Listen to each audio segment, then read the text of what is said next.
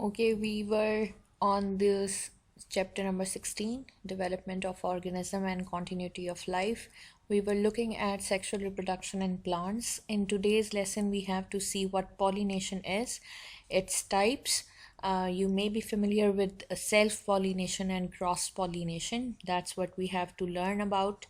Then we will go into details of self-pollination, its advantages and disadvantages, and then we will see the features or characters of those flowers that favor the self-pollination process.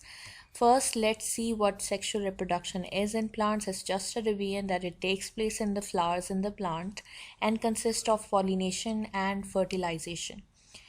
So what is the difference between these two processes? Pollination, by definition, is the transfer of pollen from anther to stigma, while fertilization is fusion of male and female gamete to give rise to zygote. This is something that we have learned already in our previous lectures. What are the other differences? Pollination requires a transferring agent. It may be wind, insect, or bird. That you have to have a transferring agent that would pick up the pollen from the anther and drop it on the stigma. On the other hand, fertilization does not require any transferring agent. Pollination is an external process while fertilization happens inside the flower, hence it would be an internal process. Pollination occurs at stigma while fertilization occurs in the ovary, which is the female part of the reproductive organ of the female, while stigma is the first part of the female reproductive organ in the flower. This is just a revision of pollination. What it is the transfer of pollen grains by a pollinator, that may be a bird or wind, and that would be carried from the anther to the stigma. How many types are there? There are two. One is called self-pollination and the other is called cross-pollination. In today's lecture, we will only focus on self-pollination. What self-pollination is?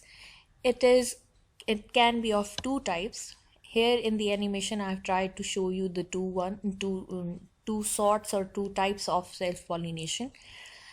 In first case, you can see one flower. It is a bisexual flower. That it means it contains both male and female reproductive organs. You can see stamen is there with its filament and anther, and it also has stigma, style, and ovary, which is containing ovule. So if you can see in the animation, the pollen grain from the anther of the same flower is dropping on the stigma of the same flower. So this is self-pollination. How other ways are there that we can call it self-pollination? These are the two flowers of the same plant, and what it can be shown here that the flower of one type can be there, or a bisexual flower can be there also, but the anther will have pollen from one flower, and it would be that pollen would be dropped at the stigma of the other flower. But keep in mind that the plant would remain the same. We will have to see that the plant is same, the species is same. Flowers can be of two types. It can be a unisexual flower, it can be a bisexual flower. The animation that I have shown you here contains two bisexual flowers. That it means that it is containing, both of these flowers are containing both the reproductive organs. But if you can see, the insect is carrying pollen from one flower and is transferring to the stigma of the other flower, but the plant is the same. So this is self-pollination in both ways. It can be done in a single flower, it can be between two flowers of the same plant. So we can define self-pollination as the transfer of pollen from anther and stigma on the same flower or on different flowers of the same plant. What are the advantages of self-pollination? First is that only one parent is required. Offspring inherits its genes from parent plant, hence beneficial qualities are more likely to be passed down to the offsprings. Anthers are close to stigmas of the same flower, hence there is a high possibility that self-pollination will occur. What are the disadvantages? There are less varieties of offsprings which are being produced, and since the genes are passed on from one parent to the offsprings, the similar parents will give rise to similar offsprings, hence they will be less adapted to the changing environments.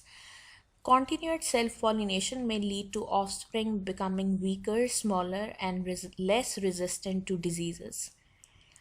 Okay, this is the summary of advantages and disadvantages of the pollination, self-pollination, that I have already discussed in the previous two slides. It's just the comparison between the two, the summary of advantages and disadvantages.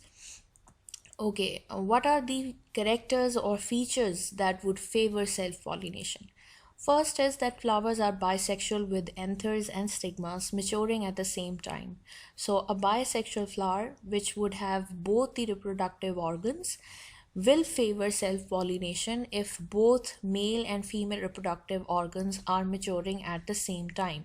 By maturing, I mean that they are able to produce pollen in the case of anther and are able to receive pollen in the case of stigma. So if I say that the male reproductive organ is mature, it means that the anther are able to produce pollens. While on the other hand, if I say that the female reproductive organ is mature, it means that it is able to receive pollen on the stigma and can lead to fertilization. So a bisexual flower where both male and female reproductive organs are mature at the same time, they favor self-pollination. And if the stigma is situated directly below the anthers, it is again a beneficial or favoring feature which will help self-pollination to occur. Like in this flower, I have tried to show you that the anthers are above the stigma, so that whenever anther will split, they will release pollen which will directly go on the stigma of the same flower, leading or favoring the process of self-pollination. Here in this flower as well, you can see that the anthers are above the stigma. So whenever the pollens are released, they will fall on the stigma of the same flower, favoring self-pollination.